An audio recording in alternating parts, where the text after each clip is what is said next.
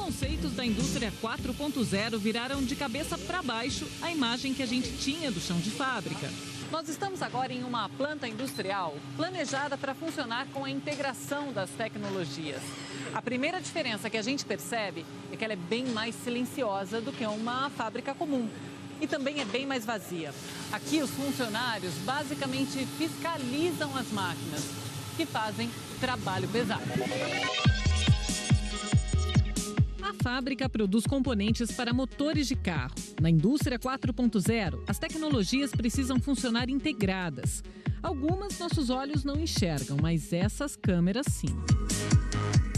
A primeira identificação da peça é aqui. Sim, as peças elas vêm já do fornecedor com uma identificação, no caso é um QR Code. É como se cada peça tivesse um número de RG.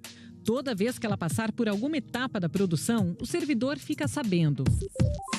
As informações serão armazenadas por 20 anos, porque se um dia houver algum problema, será possível rastrear a peça e saber como foi produzida. Mas como elas são acompanhadas uma a uma, a empresa diz que o risco de defeitos diminui. Se algo sai dentro dos ranges de controle, a própria máquina já entende que há uma falha, que há uma anomalia, e ela vai nos avisar e vai separar essa peça. Se isso acontece em sequência, a máquina pode já tomar a decisão de parar ou de fazer alguma alteração, fazer alguma correção. Ou seja, ela toma decisões sozinha. Sim, ela é capaz de tomar algumas decisões sozinha. A falha também pode ser corrigida de longe. A fábrica, que fica em Poços de Caldas, Minas Gerais, é um braço de uma multinacional alemã. Um técnico lá na matriz pode ajustar as máquinas no Brasil. E você tem, assim, como benefício, processo de montagem totalmente fiel, com alta qualidade, alta performance, com baixo nível de sucata, de scraps. Então, esse era o desafio, né, e que a indústria 4.0 pode proporcionar. Pois é, não é filme de ficção científica. A quarta revolução industrial está entre nós. Uma história contada a partir de 3 pilares tecnológicos. A capacidade de armazenar um conteúdo gigantesco de informações, de analisar os dados e identificar tendências e de integrar várias tecnologias. Um roteiro escrito em 2010 pelos alemães. Por isso, a gente foi conversar com um especialista do país no assunto.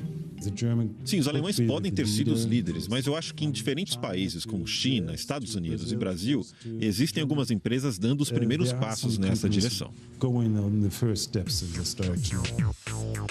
Inclusive o Brasil.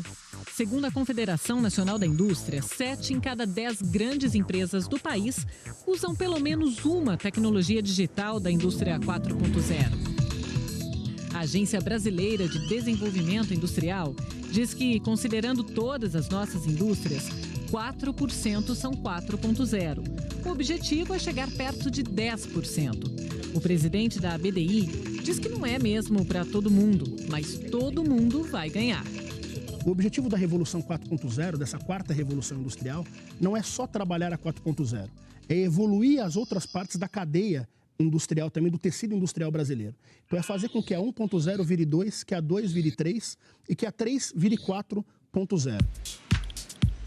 A indústria automobilística é uma que tem puxado a cadeia.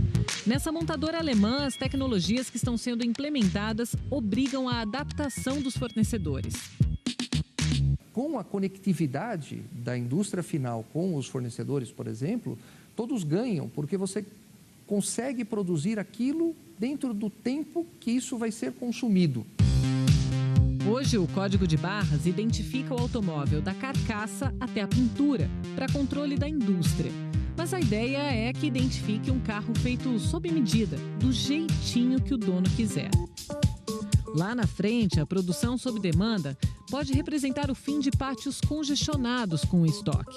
De acordo com o diretor industrial de uma das maiores empresas de TI do mundo, a vida do consumidor vai mudar até nas pequenas coisas do dia a dia. Você tem algumas mudanças radicais aí, né? Não só você corre o risco de reduzir estoque, né? Mas como selecionar melhor que tipo de estoque eu preciso ter dentro da minha fábrica e que tipo de estoque eu tenho que vender para o meu consumidor que quer imprimir em 3D um determinado produto. Customização. Vender projeto em vez de produto. Mas para tudo isso dar certo, o Brasil ainda precisa avançar no básico: conectividade. Internet rápida e mais barata.